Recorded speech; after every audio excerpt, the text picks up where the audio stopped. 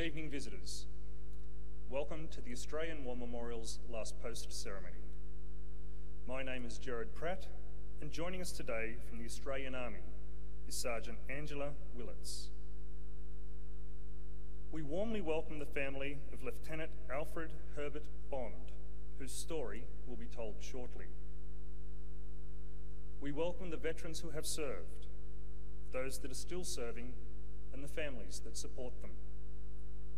We acknowledge the members of RSL and Services Clubs Association, RSL Victoria and RSL Queensland, who are watching the broadcast of this ceremony from across Australia.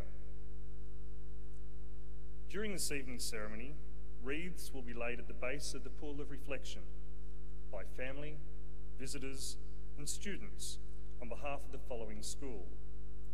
From the Northern Territory, Catherine's School of the Air, Primary Department. I invite you all now to please stand and join in singing the National Anthem.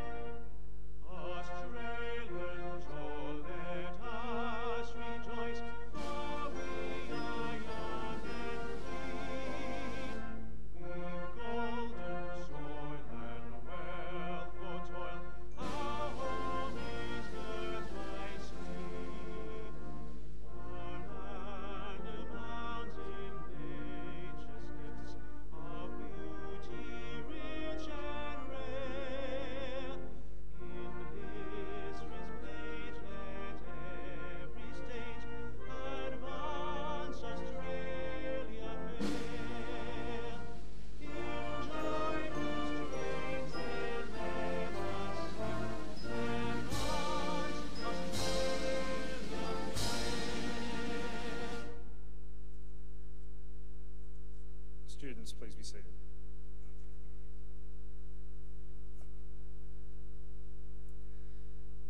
The Australian War Memorial was the vision of Charles Bean, Australia's First World War official historian.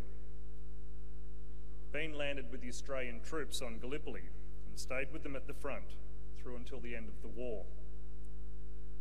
The idea of this national memorial and museum came to him at Pozières, France, in the depths of the bloody fighting of 1916.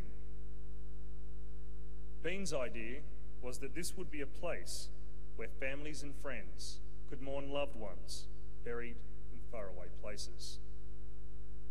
It would also be a place that could help all Australians understand what these men and women had endured and what they had done for us.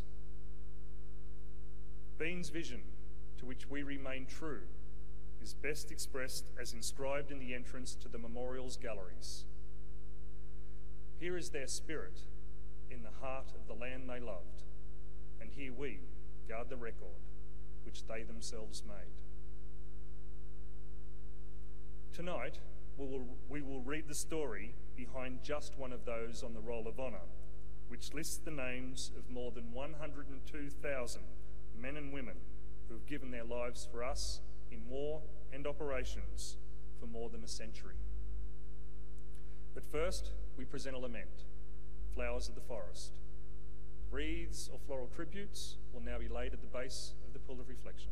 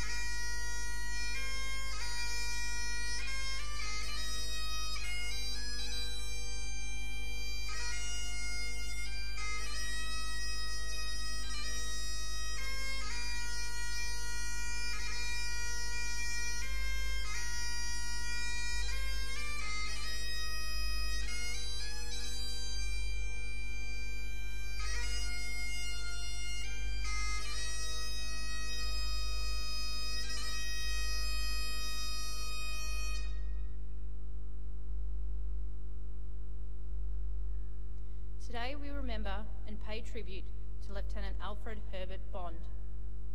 Alfred Herbert Bond was born in Sydney in 1888, the eldest son of Ernest and Emma Bond of Woorolwolgan near Casino in New South Wales. When the First World War began, Alfred was living in Western Australia with his wife Lavina working as a hardware assistant. Alfred Bond enlisted in the Australian Imperial Force in August 1915, and after undergoing an extended period of training, during which he reached the rank of sergeant, embarked from Fremantle for England in June 1916. Alfred was in the 44th Battalion, part of the 11th Brigade of the 3rd Australian Division, a unit known as Old Bill's 1000, after its commanding officer, Lieutenant Colonel William Mansbridge. Bond arrived in England in July 1916, where he undertook further training before departing for France and the Western Front. Alfred and the 44th Battalion arrived at the front just in time for the terrible winter of 1916 and 1917, and spent their first 3 months either manning the front lines or resting and training behind the lines. During this period, Alfred clearly distinguished himself, and he was promoted to second lieutenant on the 17th of January. On the 13th of March, sections of the 44th Battalion took part in a daring raid near Armentières in northern France. At 11:40 p.m, with the support of rolling barrage artillery and smokescreen fire, Australian troops began an attack on German trenches.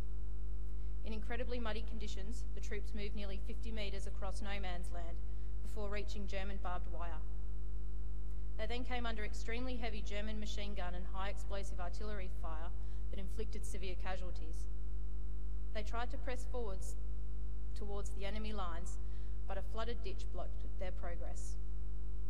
Only the southern flank of the attack was able to enter the enemy trenches. The attack was a fiasco, and shortly after it began, battalion commanders ordered Australian troops to withdraw. During the raid, in the midst of heavy German fire, Bond organised a small party to rescue 2 wounded comrades.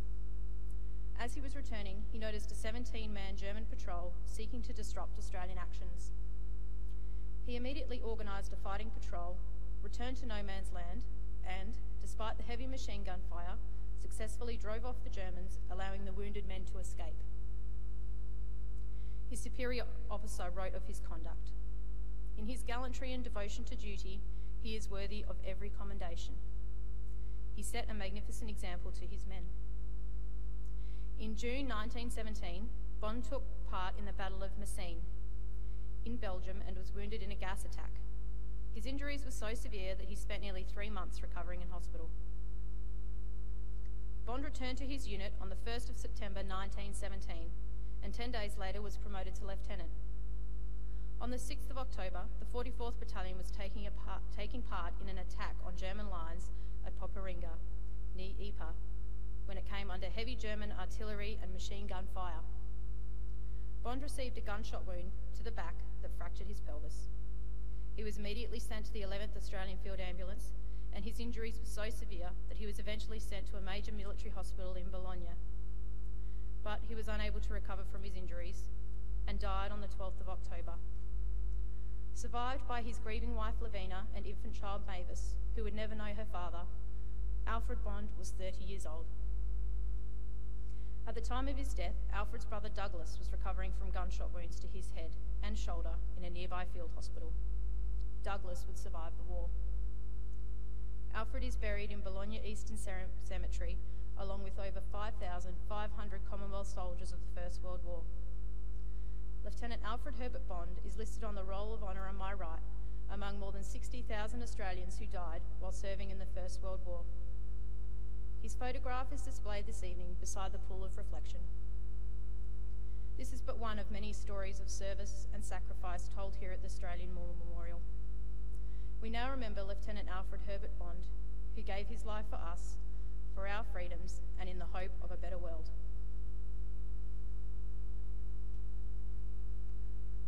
Please stand for the reading of the ode and the sounding of the last post.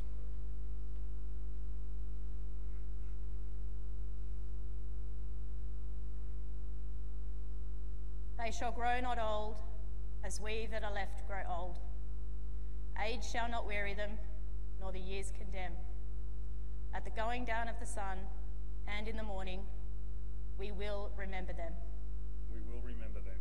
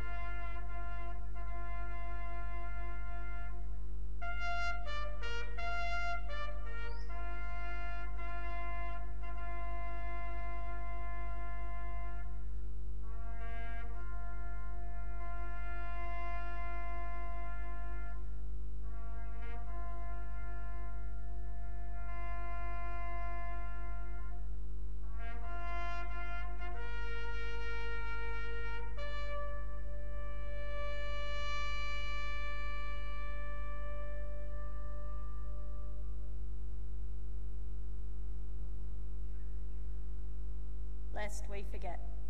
Lest we forget.